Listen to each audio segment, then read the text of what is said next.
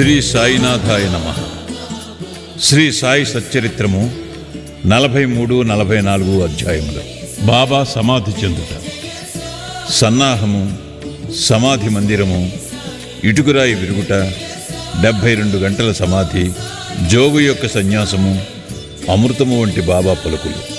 43 మరియు 44 అధ్యాయములు కూడా బాబా శరీరత్యాగము చేసిన కథనే వర్ణించున్నవి కనుక వాటిని ఒక చోట చేర్చుట జరిగినది. ముందుగా సన్నాహము. హిందువులలో ఎవరైనా మరణించుటకు సిద్ధముగానున్నప్పుడు మత గ్రంథములు చదివి వినిపించుట సాధారణ ఆచారం. ఏలన ప్రపంచ విషయముల నుండి అతని మనస్సును మరలించి భగవత్ విషయములందు లీనమునర్చినచో అతడు పరమును సహజముగాను సులభముగాను పొందును. పరీక్షిన్ మహారాజు బ్రాహ్మణ ఋషిబాలునిచే శపింపబడి వారము రోజులలో చనిపోవుటకు సిద్ధముగా ఉన్నప్పుడు గొప్ప యోగియగు శుకుడు భాగవత పురాణమును ఆ వారములో బోధించాను. ఈ అభ్యాసము ఇప్పటికిని అలవాటులో ఉన్నది. చనిపోవుటకు సిద్ధముగానున్న వారికి గీత, భాగవతము మొదలగు గ్రంథములు చదివి వినిపించెదరు. కాని బాబా భగవంతుని అవతారమొకటిచే వారికట్టిది అవసరము లేదు. కాని బాబా ఇతరులకు ఆదర్శముగా నుండుటకు ఈ అలవాటును పాటించేది. త్వరలోనే దేహత్యాగము చేయనున్నామని తెలియగానే వారు వజేయను నాతని పిలిచి రామవిజయమును గ్రంథమును పారాయణ చేయమనిరి. అతడు వారములో గ్రంథమును ఒకసారి పఠించాను. తిరిగి దానిని చదువుమని బాబా ఆజ్ఞాపించగా అతడు రాత్రింబవళ్ళు దానిని చదివి 3 దినములలో 2వ పారాయణము పూర్తి చేశాను. ఈ విధముగా 11 దినములు గడిచాను. అతడు తిరిగి 3 రోజులు చదివి అలసిపోయాను. బాబా అతనికి సెలవిచ్చి పొమ్మనెను. బాబా నెమ్మదిగా నుండి ఆత్మానుసంధానములో మునిగి చివరి క్షణముకై ఎదురు చూచుచుండిరి. 2-3 దినములు ముందు నుండి బాబా గ్రామము బయటకు పోవుట, భిక్షాటనము చేయుట మొదలుగునవి మాని మసీదులో కూర్చుండిరి. చివరి వరకు బాబా చైతన్యముతో నుండి అందరికీ ధైర్యముగా నుండుడని సలహా ఇచ్చిరి. వారెప్పుడు పోయేదరో ఎవరికీ తెలియనేయలేదు. ప్రతిదినము కాకాసాహెబ్ దీక్షిత్, శ్రీమాన్ బూటీయు వారితో కలిసి మసీదులో భోజనము చేయుచుండెడివారు. ఆనాడు అనగా 1918 అక్టోబర్ 15వ తారీఖు హారతి పిమ్మట వారిని వారి వారి బసలకు పోయి భోజనము చేయమనిరి. అయినను లక్ష్మీబాయి షిందే, బాగోజీ షిందే, బయాజీ, లక్ష్మణ్ బాలా సింపి, నానాసాహెబ్ నిమోన్కర్ అక్కడనే యుండిరి. దిగువ మెట్ల మీద శ్యామ కూర్చుని యుండెను. లక్ష్మీబాయి షిందేకు 9 రూపాయలను దానము చేసిన పిమ్మట బాబా తనకు ఆ స్థలము బాగా లేదనియు అందుచేత తనను రాతితో కట్టిన బూటీ మేడలోనికి తీసుకుని పోయిన అతడ బాగుగా నుండుననియు చెప్పాను. ఈ తుది పలుకులాడుచు బాబా బయాజీ తాత్యాకోతేపై ఉరిగి ప్రాణములు విడిచెను. బాగోజీ దీనిని కనిపెట్టి దిగువ కూర్చునియున్న నానాసాహెబ్ నిమోన్కర్కు ఈ సంగతి చెప్పాను. నానాసాహెబ్ నీళ్లు తెచ్చి బాబా నోటిలో పోశాను. అవి బయటికి వచ్చాను. అతడు బిగ్గరగా "ఓ దేవా" అని అరిచాను. అంతలో బాబా కండ్లు తెరిచి మెల్లగా "ఆ" అనెను. బాబా తన భౌతిక శరీరమును విడిచిపెట్టెనని తేలిపోయాను. బాబా సమాధి చెందెనను సంగతి షిరిడీ గ్రామములో కార్చిచ్చువలే వ్యాపించాను. ప్రజలందరూ, స్త్రీలు, పురుషులు, బిడ్డలు మసీదుకు పోయి ఏడ్వసాగిరి. కొందరు బిగ్గరగా ఏడ్చిరి, కొందరు వీధులలో నేర్చుచుండిరి, కొందరు తెలివి తప్పిపడిరి. అందరి కండ్ల నుండి నీళ్లు కాలువల వలె పారుచుండెను. అందరూ విచారగ్రస్తులయ్యిరి. కొందరు సాయిబాబా చెప్పిన మాటలు జ్ఞాపకము చేసుకున్న మొదలిడిరి. మునుముందు 8 ఏండ్ల బాలునిగా ప్రత్యక్షమయ్యేదనని బాబా తమ భక్తులతో చెప్పిరని ఒకరనిరి. ఇవి యోగీశ్వరుని వాక్కులు గనక ఎవ్వరునూ సందేహింపనక్కరలేదు. ఏలన కృష్ణావతారములో శ్రీ మహావిష్ణువు ఈ కార్యమే వనర్చెను. సుందర శరీరముతో ఆయుధములు గల చతుర్భుజములతో శ్రీకృష్ణుడు దేవకీదేవికి కారాగారమున 8 ఏండ్ల బాలుడుగానే ప్రత్యక్షమయ్యను. ఆ అవతారమున శ్రీకృష్ణుడు భూమి భారము తగ్గించెను. ఈ సాయిబాబా అవతారము భక్తులను ధరించుటకై వచ్చినది కనుక సంశయింప కారణమేమున్నది? యోగుల జాడలు అగమ్యగోచరములు. సాయిబాబాకు తమ భక్తులతోడి సంబంధము ఈ యొక్క జన్మతోడిదే కాదు, అది కడచిన 72 జన్మల సంబంధము. ఇట్టి ప్రేమబంధములు కలిగించిన సాయిబాబా మహారాజు ఎచ్చటికో పర్యటనకై పోయినట్లు అనిపించుట వలన వారు శీఘ్రముగానే తిరిగి ఒత్తురను దృఢ విశ్వాసము భక్తులకు కలదు. బాబా శరీరము ఎట్లు సమాధి చేయవలనన్న విషయము గొప్ప సమస్య ఆయను. కొందరు మహమ్మదీయులు బాబా శరీరమును ఆరుబయట సమాధి చేసి దానిపై గోరీ కట్టవలనని. కుషాల్ చందు, అమీర్ శక్కర్ కూడా ఈ అభిప్రాయమునే వెలిబుచ్చిరి. కాని రామచంద్ర పాటీల్ అను గ్రామ మునసబు గ్రామములోని వారందరితో నిశ్చితమైన దృఢ కంఠస్వరముతో, మీ ఆలోచన మాకు సమ్మతము కాదు, బాబా శరీరము రాతివాడాలో పెట్టవలసినదే అనెను. అందుచే గ్రామస్తులు 2 వర్గములుగా విడిపోయి ఈ వివాదము 36 గంటలు జరిపిరి. బుధవారం ఉదయము గ్రామములోని జ్యోతిష్కుడును శ్యామాకు మేనమామయును అగు లక్ష్మణమామ జోషికి బాబా స్వప్నములో కనిపించి చేయి పట్టిలాగి ఇట్లనెను. త్వరగా లెమ్ము, బాపు సాహేబు నేను మరణించి తిననుకొనుచున్నాడు, అందుచేనతడు రాడు. నీవు పూజ చేసి కాకడా హారతిని ఇమ్ము. లక్ష్మణమామ సనాతనాచార పరాయణుడైన బ్రాహ్మణుడు. ప్రతిరోజు ఉదయము బాబాను పూజించిన పిమ్మట తక్కిన దేవతలను పూజించుచుండెడివాడు. అతనికి బాబా యందు పూర్ణ భక్తి విశ్వాసములు ఉండెను. ఈ దృశ్యమును చూడగానే పూజా ద్రవ్యముల పళ్ళెమును చేత ధరించి మౌల్వీలు ఆటంకపరుచుచున్నను పూజను హారతిని చేసిపోయాను. మిట్ట మధ్యాహ్నము బాపూసాహెబ్ జోగ్ పూజా ద్రవ్యములతో అందరితో మామూలుగా వచ్చి మధ్యాహ్న హారతిని నెరవేర్చెను. బాబా తుది పలుకులను గౌరవించి ప్రజలు వారి శరీరమును వాడాలో ఉంచుటకు నిశ్చయించి అతడి మధ్యభాగమును త్రవ్వుట ప్రారంభించిరి. మంగళవారము సాయంకాలము రహతా నుండి సబ్ ఇన్స్పెక్టర్ వచ్చెను. ఇతరులు తక్కిన స్థలముల నుండి వచ్చిరి. అందరూ దానిని ఆమోదించిరి. ఆ మరుసటి ఉదయము అమీర్ భాయ్ బొంబాయి నుండి వచ్చెను. కోపర్గాం నుండి మామల్తదారు వచ్చెను. ప్రజలు భిన్నాభిప్రాయములతో ఉన్నట్లు తోచెను. కొందరు బాబా శరీరమును బయటనే సమాధి చేయవలనని పట్టుబట్టిరి. కనుక మామల్తదారు ఎన్నిక ద్వారా నిశ్చయించవలనని అనెను. వాడాను ఉపయోగించుటకు 2 రెట్ల కంటే ఎక్కువ ఓట్లు వచ్చెను. అయినప్పటికీ జిల్లా కలెక్టర్తో సంప్రదించవలనని అతడనెను. కనుక కాకాసాహెబ్ దీక్షిత్ అహ్మద్నగర్ పోవుటకు సిద్ధపడెను. ఈ లోపల బాబా ప్రేరేపణ వల్ల 2వ పార్టీ యొక్క మనస్సు మారెను. అందరూ ఏకగ్రీవముగా బాబాను వాడాలో సమాధి చేయుటకు అంగీకరించిరి. బుధవారము సాయంకాలము బాబా శరీరమును ఉత్సవముతో వాడాకు తీసుకుని పోయిరి. మురళీధరుని కొరకు కట్టిన చోట శాస్త్రోక్తముగా సమాధి చేసిరి. యథార్థముగా బాబాయే మురళీధరుడు. వాడా దేవాలయమయ్యను. అది ఒక పూజామందిరమాయను. అనేక మంది భక్తులచ్చటికి పోయి శాంతి సౌఖ్యములు పొందుచున్నారు. ఉత్తర క్రియలు బాలాసాహెబ్ బాటే ఉపాసినీ బాబా నెరవేర్చిరి. ఉపాసినీ బాబా బాబాకు గొప్ప భక్తుడు. ఈ సందర్భములో ఒక విషయము గమనించవలను. ప్రొఫెసర్ నార్కే కథనము ప్రకారము బాబా శరీరము 36 గంటలు గాలి పట్టినప్పటికీ అది బిగిసిపోలేదు. అవయవములన్నీ సాగుచుండెను. వారి కఫనీ చింపకుండా సులభముగా తీయగలిగిరి. ఇటుకురాయి విరుగుట. బాబా భౌతిక శరీరమును విడుచుటకు కొన్ని దినముల ముందు ఒక దుశ్శకనమయ్యను. మసీదులో ఒక పాత ఇటుకయుండెను. బాబా దానిపై చేయి వేసి ఆనుకొని కూర్చుండువారు. రాత్రులందు దానిపై ఆనుకొని ఆసనస్థులగుచుండిరి. అనేక సంవత్సరములిట్లు గడిచెను. ఒకనాడు బాబా మసీదులో లేనప్పుడు ఒక బాలుడు మసీదును శుభ్రపరచుచూ దానిని చేతితో పట్టుకుని ఉండగా అది చేతి నుండి జారి కింద పడి 2 ముక్కలైపోయాను. ఈ సంగతి బాబాకు తెలియగానే వారు మిగులు చింతించి ఇట్లు ఏడ్చిరి. ఇటుక కాదు, నా అదృష్టమే ముక్కలు ముక్కలుగా విరిగిపోయినది. అది నా జీవితపు తోడు నీడ. దాని సహాయము వలననే నేను ఆత్మానుసంధానము చేయుచుండెడివాడను.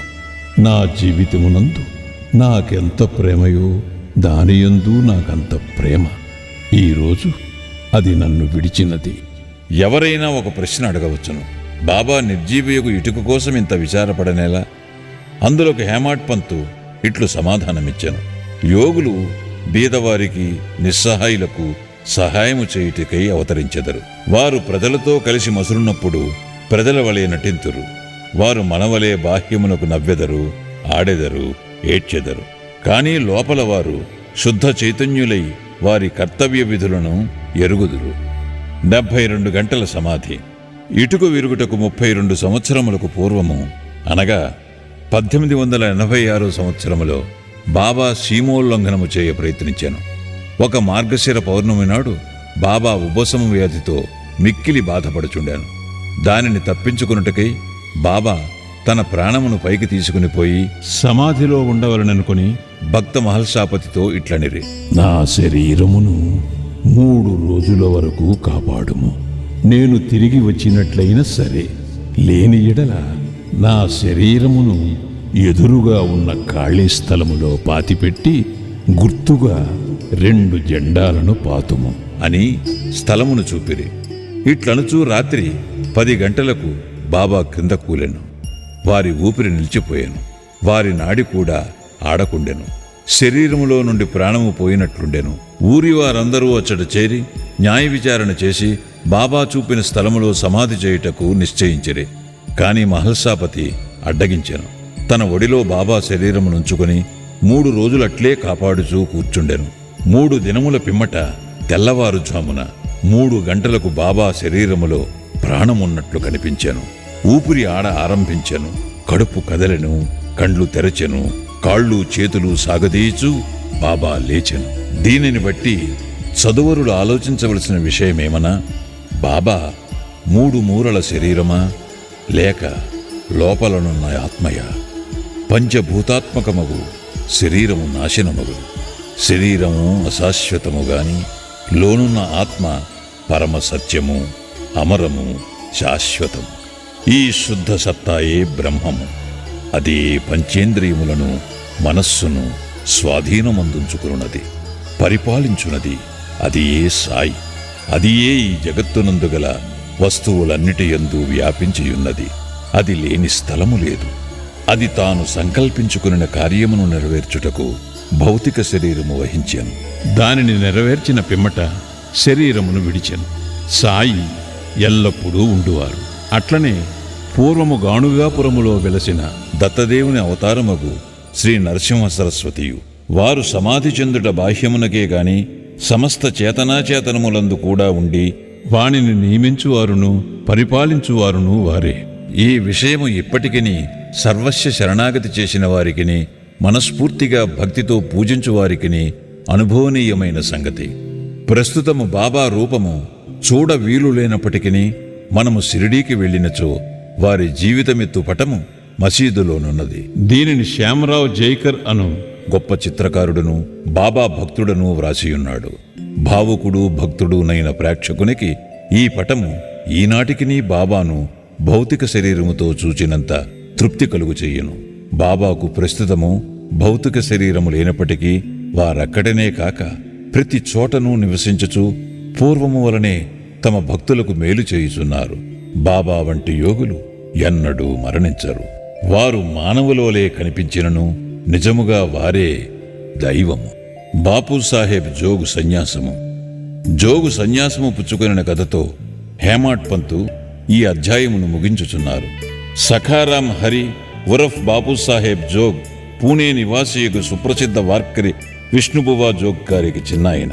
1909 సంవత్సరమున సర్కారు ఉద్యోగము నుండి విరమించిన తరువాత భార్యతో షిరిడీకి వచ్చి నివసించుచుండెను.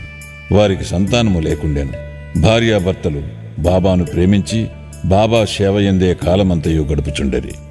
మేఘశ్యాముడు చనిపోయిన పిమ్మట బాపూసాహెబ్ జోగ్ మసీదులోనూ చావడిలోనూ కూడా బాబా మహాసమాధి పొందు వరకు హారతి ఇచ్చుచుండెను. అదీనుగాక ప్రతిరోజు సాఠేవాడాలో జ్ఞానేశ్వరియు ఏకనాథ భాగవతమును చదివి వినవచ్చిన వారందరికీ బోధించుచుండెను.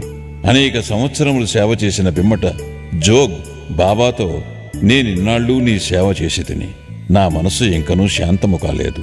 యోగులతో సహవాసము చేసినను నేను బాగుకాకుండుటకు కారణమేమి? ఎప్పుడు కటాక్షించెదవు అనెను. ఆ ప్రార్థన విని బాబా, కొద్ది కాలములో నీ దుష్కర్మల ఫలితము నశించును, నీ పాపపుణ్యములు భస్మమగును. ఎప్పుడు నీవు అభిమానమును పోగొట్టుకుని మోహమును రుచిని జయించెదవో, ఆటంకములన్నిటినీ కడచెదవో, హృదయపూర్వకముగా భగవంతుని సేవించుచు సన్యాసమును పుచ్చుకొనదెవో, అప్పుడు నీవు ధన్యుడు అయ్యెదవు అనిరి. కొద్ది కాలము పిమ్మట బాబా పలుకులు నిజమాయెను. అతని భార్య చనిపోయాను. అతనికి ఇంకొక అభిమాని మీదియు లేకుండటచే అతడు స్వేచ్ఛాపరుడై సన్యాసమును గ్రహించి తన జీవిత పరమావధిని పొందెను. అమూర్తతుల్యమగు బాబా పలుకులు. దయాదాక్షిణ్యమూర్తియగు సాయిబాబా పెక్కుసారుడు మసీదులో ఈ దిగువ మధురవాక్యములు పలికిరి. ఎవరైతే నన్ను ఎక్కువగా ప్రేమించెదరో వారు ఎల్లప్పుడూ నన్ను దర్శించెదరు. నేను లేక ఈ జగత్తంతయు వారికి శూన్యము. నా కథలు తప్ప మరేమియూ చెప్పడు. సదా నన్నే ధ్యానము చేయును. నా నామమునే ఎల్లప్పుడూ జపించుచుండును. ఎవరైతే సర్వస్వ శరణాగతి చేసి నన్నే ధ్యానింతురో వారికి నేను రుణస్థుడను. వారికి మోక్షమునిచ్చి వారి రుణము తీర్చుకొనెదను. ఎవరైతే నన్నే చింతించుచు నాగూర్చియే దీక్షతో నుందురో, ఎవరైతే నాకర్పించనిదే ఏమీయూ తినరో అట్టి వారిపై నేను ఆధారపడి యుందును. ఎవరైతే నా సన్నిధానమునకు వచ్చెదరో వారు నది సముద్రములో కలిసిపోయినట్లు నాలో కలిసిపోదురు. కనుక నీవు గర్వము అహంకారము లేశమైన లేకుండా నీ హృదయములో ఉన్న నన్ను సర్వస్వ శరణాగతి వేడవలెను. నేననగానెవ్వరో సాయిబాబా ఎన్నోసార్లు బోధించిరి. వారిట్లనిరి, నన్ను వెతుకుటకు నీవు దూరముగా కాని మరెచ్చటికీ గాని పూనక్కరలేదు. నీ నామము నీ ఆకారము విడిచినచో నీలోనే గాక అన్ని జీవులలోనూ చైతన్యము లేదా అంతరాత్మయని ఒకటుండును. అదే నేను. దీనిని నీవు గ్రహించి నీలోనే కాక అన్నిటిలోనూ నన్ను చూడుము. దీనిని నీవు అభ్యసించినచో సర్వవ్యాపకత్వం అనుభవించి నాలో ఐక్యము పొందెదవు. హేమాడ్ పంతు చదువరులకు ప్రేమతో నమస్కరించి వేడునదేమనగా, వారు వినయ విధేయతలతో దైవమును, యోగులను, భక్తులను ప్రేమింతురుగాక.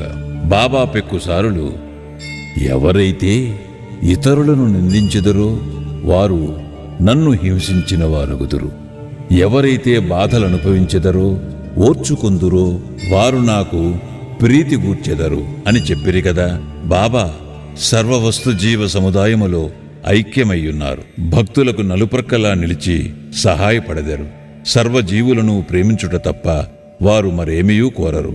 ఇట్టి శుభమైన పరిశుభ్రమైన అమృతము వారి పెదవుల నుండి స్రవించుచుండెను. హేమాడ్ పంతు ఇట్లు ముగించుచున్నారు.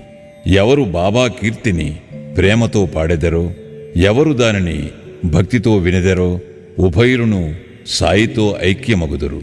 శ్రీ సాయినాథాయ నమః. 43, 44 అధ్యాయములు సంపూర్ణము. సద్గురు శ్రీ సాయినాథార్పణమస్తు. శుభం భవతు.